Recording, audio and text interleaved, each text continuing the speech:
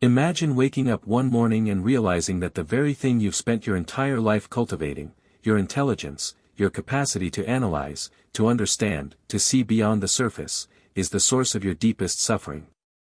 Not a contributor to it. Not a complicating factor. The source itself. The architect of your perpetual discontent. This is the unsettling idea behind one of the most misunderstood truths of Arthur Schopenhauer, a philosopher whose dark brilliance continues to whisper uncomfortable wisdom into the minds of those brave enough to listen. What if intelligence, far from being the key to happiness and freedom, is actually the very thing that isolates us, troubles us, and makes us suffer in silence? In this video, we'll dive deep into Schopenhauer's hidden truth about intelligence, why it might not be the blessing you think it is, and how his unique vision of reality challenges everything society tells us about success, knowledge, and meaning. By the end, you'll discover insights that not only shift your perception of intelligence, but may very well change the way you see your own life. Especially the final point, it holds the most transformative realization of all. Before we begin, if you're someone who seeks to go beyond surface-level thinking, someone who questions reality and searches for meaning in the cracks of existence, then this channel is your space. Subscribe now. Give this video a like and share it with someone who dares to think deeply. Drop a comment below. Have you ever felt that the more you understand, the more disconnected you become? Let's begin this journey together toward the uncomfortable freedom of knowing. Arthur Schopenhauer was no ordinary philosopher. Born in 1788, he stood apart from the intellectual optimism of his time. While others glorified reason, progress, and enlightenment, Schopenhauer painted a picture of life that was raw, pessimistic, and disturbingly honest. To him, life was not a gift to be celebrated, but a trial to be endured. And within this harsh vision, intelligence, true intelligence, was not a means to happiness, but a curse that opened the door to suffering. Why? Because to Schopenhauer, the more a person understands, the more deeply they feel the pain of existence. You've always believed that knowledge would set you free. That understanding the mechanisms of the world, the patterns of human behavior, the structures underlying reality would grant you some form of mastery over your existence. You've consumed books, sought wisdom, trained your mind to pierce through illusions. And yet, here you are, more troubled than the thoughtless, more anxious than the ignorant, more paralyzed than those who simply live without asking why. Consider the person who lives simply. Who wakes, works, eats, loves, and sleeps without interrogating the meaning behind each action. Who doesn't question whether their choices are authentic or merely conditioned responses. Who doesn't lie awake contemplating the heat death of the universe or the ultimate futility of human endeavor. Are they missing something? Or have they, through some cosmic accident of limited awareness, stumbled into a form of peace that forever eludes you? You've probably noticed it yourself, the inverse relationship between how much you understand and how much you enjoy.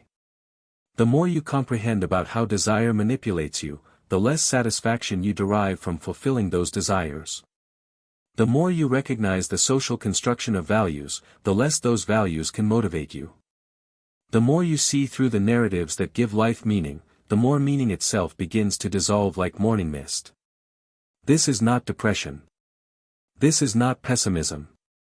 This is the inevitable consequence of a particular kind of seeing. Schopenhauer called it the curse of consciousness, and he meant it literally. Not as metaphor. Not as poetic exaggeration. As a precise diagnosis of the human condition that intensifies in direct proportion to intellectual capacity. The smarter you become, the more elaborate your suffering. The deeper your insight, the more inescapable your awareness of life's fundamental nature. But here's where it gets truly disturbing: you can't unknow what you've learned. You can't unthink what you've thought. The intelligent mind is like a prison that builds itself, adding new bars with each revelation, new walls with each insight. You thought you were becoming free. You were actually constructing your own confinement, one understanding at a time. And the cruelest part? Society celebrates this. Praises your intelligence. Rewards your analytical capacity. Encourages you to develop the very faculty that ensures your torment. Education systems, professional hierarchies, cultural narratives, all pushing you toward greater consciousness, greater awareness, greater understanding. Toward greater suffering. The masses march forward, celebrating intelligence as humanity's greatest achievement, never questioning whether this gift might actually be a curse in disguise. Never asking whether the smartest among us are actually the most tortured. Never wondering why so many brilliant minds throughout history have ended in madness, despair, or self-destruction. You felt it, haven't you? That peculiar exhaustion that comes not from physical labor but from thinking too much. From seeing too clearly.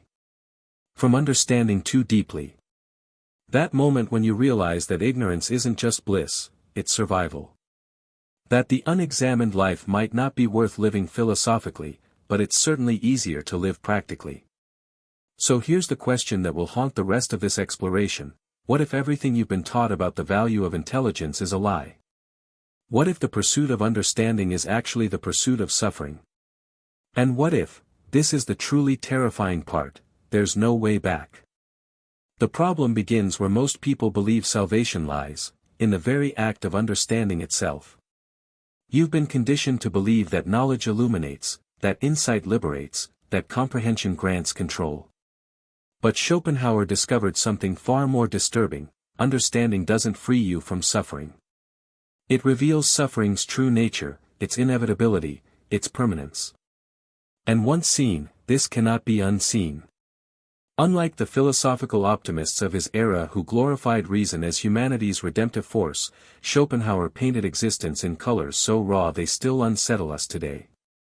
He argued that beneath all our rational pretenses, beneath every carefully constructed narrative about progress and meaning, there pulses something far more primal: the will. Not your will, not choice, not agency, not personal desire. The will. A blind, insatiable, irrational force that animates all living things, driving them endlessly forward without purpose, without destination, without mercy. This is where intelligence becomes your tormentor rather than your guide. Because the more clearly you think, the more vividly you perceive this terrible truth: you are not a rational being who occasionally experiences desire. You are desire itself, temporarily housed in flesh, forever seeking, forever wanting, forever unfulfilled. Your intelligence doesn't control this will, it merely gives you front-row seats to watch yourself being controlled by it. Consider what happens in your own life. You achieve something you've desperately wanted: a promotion, a relationship, a creative breakthrough, recognition. And for a brief, shining moment, you feel satisfied. Then what? The satisfaction evaporates like steam. Another desire emerges, often before you've even fully enjoyed the first achievement's fulfillment. The cycle begins again. Hunger, pursuit, temporary satiation, emptiness, new hunger. The intelligent person doesn't just experience this, they observe it. They watch themselves wanting things they know won't satisfy them. They pursue goals they've already seen through. They perform desires they no longer believe in. This is the peculiar torture of awareness: you become both the prisoner and the witness to your imprisonment. As Schopenhauer observed, a man can do what he wills, but he cannot will what he wills. You can choose your actions, but you cannot choose what you want. The desires arise unbidden, beyond your control, generated by this deeper will that cares nothing for your happiness, your logic, your understanding. The unintelligent are shielded from this realization. They experience the cycle but don't perceive its pattern. They chase each desire with full conviction, believing this time will be different, this achievement will finally satisfy, this person will complete them. Their lack of insight functions as psychological armor, protecting them from the truth that would devastate them: nothing will ever be enough because the wanting itself is the point. The will doesn't want satisfaction, it wants continuation. It wants you perpetually hungry because hunger keeps you alive, keeps you reproducing, keeps you serving its blind purposes. But you, with your penetrating mind, your capacity for pattern recognition, your curse of meta-awareness, you see through it all. You watch yourself playing a game whose rules guarantee your defeat. You observe yourself performing a script you didn't write and cannot rewrite. And this observation doesn't grant you freedom from the performance. It just makes you conscious of your slavery while you continue being enslaved. Schopenhauer writes, the more unintelligent a man is, the less mysterious existence seems to him. This isn't condescension, it's diagnosis. Ignorance shields the mind from confronting existence's terrifying arbitrariness. Intelligence strips away that protection, leaving you exposed to the cold reality that there is no deeper meaning, no cosmic plan, no ultimate purpose justifying the suffering that saturates every moment of conscious existence. And here's where the isolation deepens. Because once you've seen this, once you've truly grasped that existence is fundamentally characterized by endless striving toward satisfaction that never arrives, you can no longer relate to those still asleep in the comfortable dream of meaning. You watch them celebrate achievements you know are hollow. You hear them speak confidently about purposes you recognize as fabrications. You see them building elaborate structures of significance on foundations you know are void. You don't judge them for this. You might even envy them. But you cannot join them. The intelligent mind, having once awakened to life's essential nature, cannot return to unconscious participation in its illusions. You've been exiled from the innocent world of those who can simply live without asking why, who can want without questioning their wanting, who can suffer without recognizing suffering's inescapability. This is what society doesn't tell you about intelligence. It doesn't elevate you above suffering, it makes you suffer more consciously, more completely, more inescapably. Every system that celebrates your intelligence, every institution that rewards your analytical capacity, every cultural narrative that praises your insight is unknowingly pushing you deeper into this trap.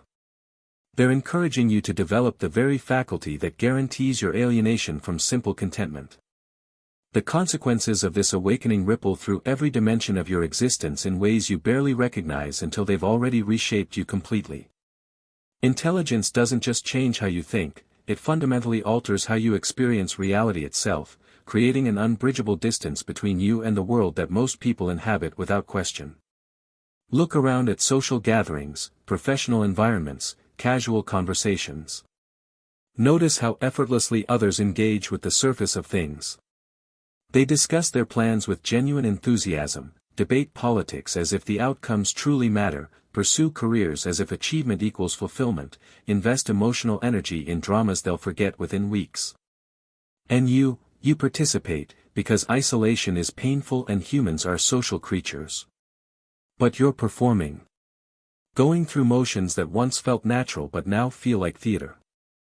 This is what Schopenhauer observed but what neuroscience now confirms. The intelligent mind creates increasingly complex models of reality, and these models become barriers between direct experience and conscious awareness. Your brain's prefrontal cortex, the seat of abstract reasoning and metacognition, constantly interprets, categorizes, predicts. The more developed this capacity, the less you actually experience the present moment and the more you experience your thoughts about the present moment. The unintelligent person tastes food and enjoys it. You taste food and simultaneously analyze your enjoyment, question whether it's authentic pleasure or conditioned response, recognize the dopamine mechanisms at play, observe your mind labeling the experience. You've turned direct experience into data to be processed. You've transformed living into studying yourself living. The immediacy that makes life bearable has been replaced by mediated awareness that makes everything feel distant, abstracted, less real. This cognitive distance manifests as emotional numbness that you mistake for maturity or wisdom. You tell yourself you've transcended petty concerns, that you see things clearly now, that you're beyond the emotional turbulence that afflicts others.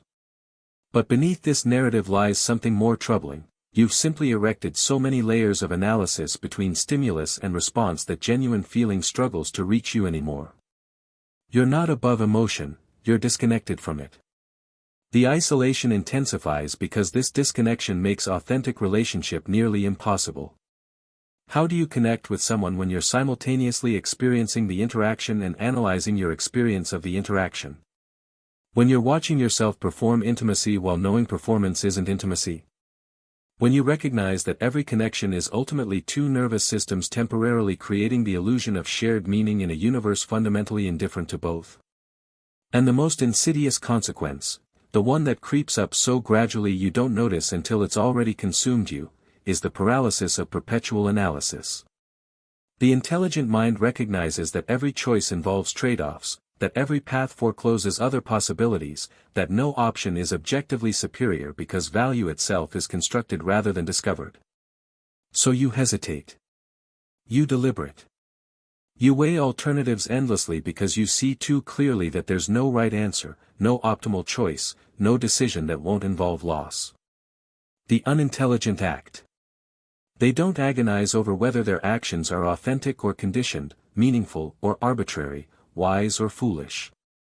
They want something, so they pursue it. They feel something, so they express it. They choose something, so they commit to it. Their limited capacity for abstraction protects them from the paralysis that comes from seeing every angle, understanding every implication, recognizing every uncertainty. But you've thought yourself into a corner where action feels impossible because you've deconstructed action itself. You know that your motivations aren't pure, that your reasoning is biased, that your values are contingent, that your goals are ultimately meaningless. And this knowledge doesn't liberate you to act anyway, it freezes you in place, watching life happen to you while you analyze why you can't participate in it. In today's hyperconnected world, this consequence accelerates exponentially. You're bombarded with information that feeds your analytical mind while starving your experiential self. Every scroll through social media reinforces the pattern: observe, analyze, judge, categorize, never simply be. The intelligent person drowns in data while dying of thirst for direct experience, for unmediated presence, for the simple relief of existing without thinking about existing. This is the hidden cost nobody mentions when they celebrate your intelligence. You're paying for insight with your capacity for joy, trading understanding for belonging, exchanging wisdom for the simple pleasure of being unreflectively alive. But here's where everything shifts. Here's where Schopenhauer's dark vision reveals an unexpected pathway, not back to ignorance, which is impossible once awareness has awakened, but forward into a different relationship with intelligence itself. The rebellion doesn't involve rejecting your analytical capacity. It involves refusing to let that capacity dominate your entire existence. Schopenhauer discovered what Eastern philosophy had known for millennia and what modern neuroscience is only now confirming: the thinking mind is a tool, not an identity. You are not your intelligence. You are the awareness within which intelligence arises. And this distinction, subtle as it sounds, changes everything. The first act of rebellion is simply noticing. Start observing your mind the way you'd watch weather patterns or traffic flow, with interest but without identification. Notice when you're lost in analysis. Observe the moment thought begins interpreting experience rather than experiencing it directly. Watch yourself constructing narratives, making judgments, categorizing reality. Don't try to stop this process, that's just more thinking about thinking. Simply witness it. This practice, which contemplative traditions have refined over thousands of years, creates a gap between stimulus and response, between experience and interpretation. In that gap lies freedom. Not freedom from the will. Schopenhauer was clear that the will continues operating whether you're aware of it or not. But freedom from total identification with its movements. You begin to see desires arising without immediately believing you are those desires. You watch thoughts flowing without confusing yourself with the stream of thinking. Schopenhauer himself turned toward art and aesthetic contemplation as temporary refuges from the will's tyranny. In those moments of genuine absorption, listening to music that moves you, witnessing natural beauty that arrests thought, creating something that flows from a place deeper than analysis, the endless cycle of wanting pauses. You're still alive, still conscious, but temporarily freed from the compulsion to grasp, to achieve, to become. This is not escape. This is recalibration. You're training your intelligence to serve a deeper wisdom rather than dominating your entire existence. You're teaching your analytical mind that its function is instrumental, not existential, useful for solving problems but catastrophic when applied to the fundamental question of how to live. The second act of rebellion involves redirecting intelligence inward rather than outward. Instead of using your analytical capacity to dominate the external world, to climb hierarchies, accumulate achievements, prove your worth through performance, you turn it towards self-understanding. Not self-improvement, which is just the will disguised as spirituality. Self-understanding. Observing how your mind works, recognizing your patterns, seeing through your own strategies of avoidance and control. This inward turn doesn't make you more self-absorbed, it makes you more transparent to yourself. And this transparency dissolves the identification that creates suffering. When you clearly see how desire operates, you no longer confuse its arising with some essential truth about what you need. When you observe how thoughts construct narratives about yourself, you recognize these narratives as weather patterns in consciousness rather than eternal truths about your identity. The third rebellion, and this is the most radical, involves reclaiming simplicity. Not the simplicity of ignorance, but awakened simplicity. The simplicity that comes from seeing through complexity and choosing presence anyway. This means deliberately stepping away from the information streams that feed your analytical addiction. Creating space for silence. Allowing boredom to exist without immediately filling it with stimulation. Walking without podcasts. Sitting without screens. Being without constantly becoming. These acts feel revolutionary because they are. In a culture that commodifies intelligence, that rewards constant mental performance, that equates thinking with value, choosing to simply be, without productivity, without optimization, without purpose beyond presence, is profound resistance. Historical figures who broke free embodied this paradox. They possessed formidable intelligence but refused to let it possess them. The Buddha analyzed consciousness with scientific precision, then taught people to transcend analysis through direct awareness. Thoreau wrote brilliantly about nature while living simply within it.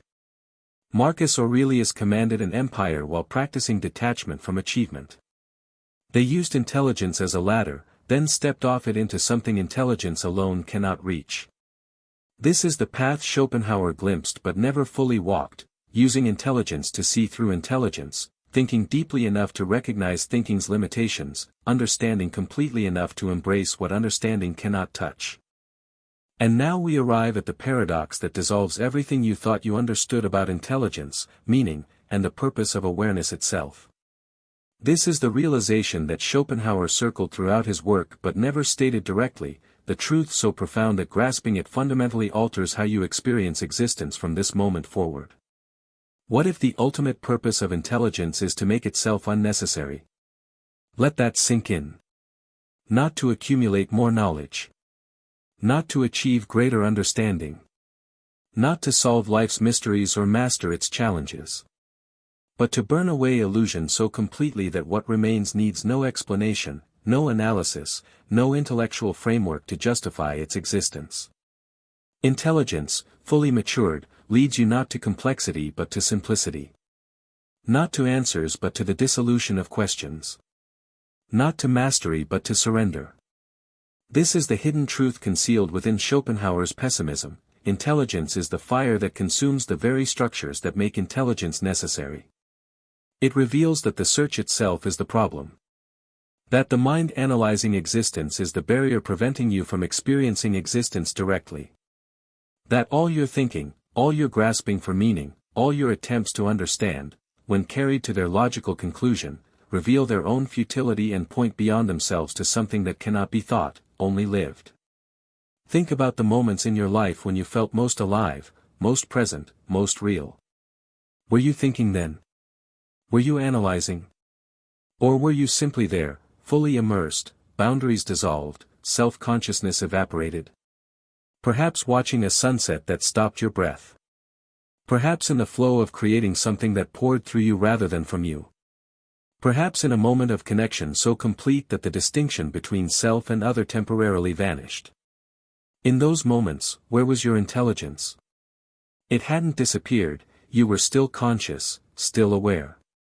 But it had ceased dominating. It had stepped back into its proper role as servant rather than master, tool rather than identity. And in that stepping back, something else emerged. Not stupidity. Not ignorance. But a different kind of knowing, direct, immediate, wordless. The knowing that exists before and beneath and beyond all conceptual understanding. This is what Schopenhauer was pointing toward when he turned to aesthetic contemplation, to music, to art. He recognized that what the intellect can never explain, the soul can still experience.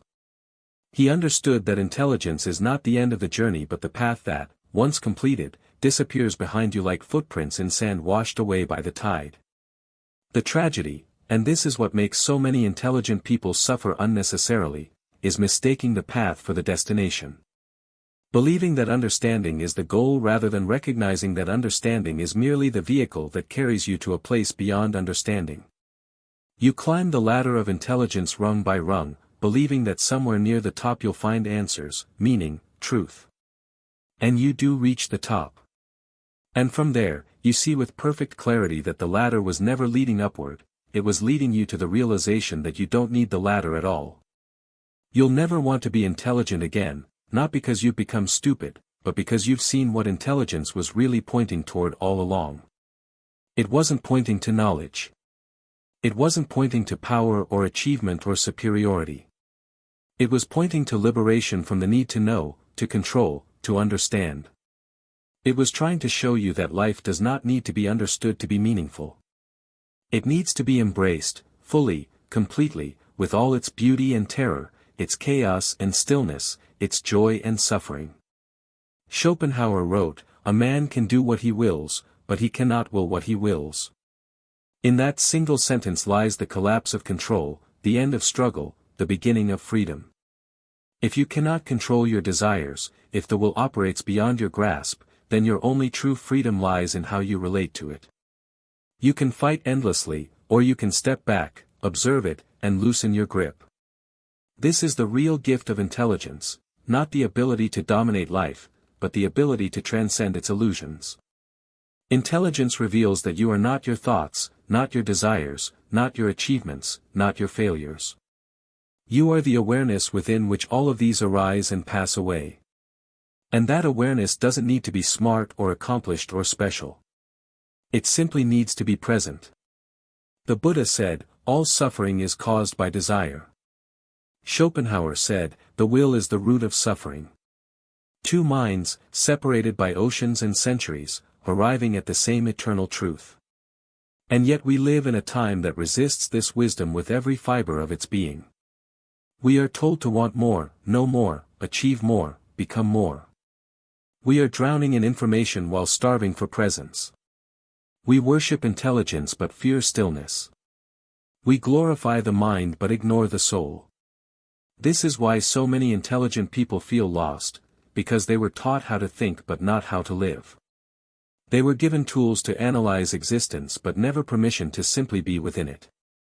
They developed formidable intellectual capacities but neglected the deeper capacity that makes those capacities bearable, the capacity to rest in awareness itself, without needing to understand or control or improve anything.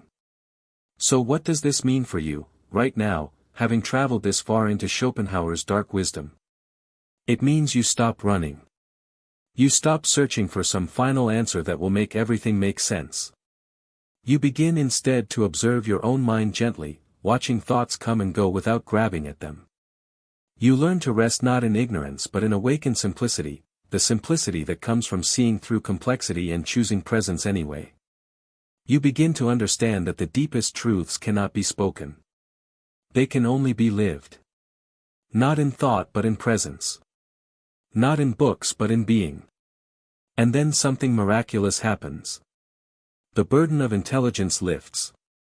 The pressure to solve life disappears. You no longer need to prove anything, achieve anything, explain anything. You are here. That is enough.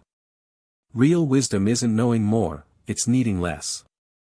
It's the recognition that after all your seeking, all your understanding, all your brilliant analysis, you arrive back where you started, but seeing it for the first time. The simple miracle of existence that was always here, waiting patiently while you exhausted yourself trying to figure it out. Intelligence begins the journey. But silence completes it. And in that completion, you discover what you were searching for all along was never hidden. It was only obscured by the very searching itself. You don't need to be more intelligent. You need to be more present. You don't need better answers. You need to stop asking questions that have no answers. You don't need to understand life. You need to live it. This is Schopenhauer's hidden truth, the one concealed within his pessimism like a diamond buried in darkness. Intelligence, pursued to its ultimate conclusion, reveals its own transcendence. And you, having seen this, will never look at your mind the same way again. Not with contempt, but with compassion. Not as master, but as servant. Not as identity, but as instrument. The curse becomes a gift the moment you stop trying to escape it and start seeing through it instead. And on the other side of that seeing lies a freedom more profound than anything intelligence alone could ever provide, the freedom of being fully alive without needing to understand why.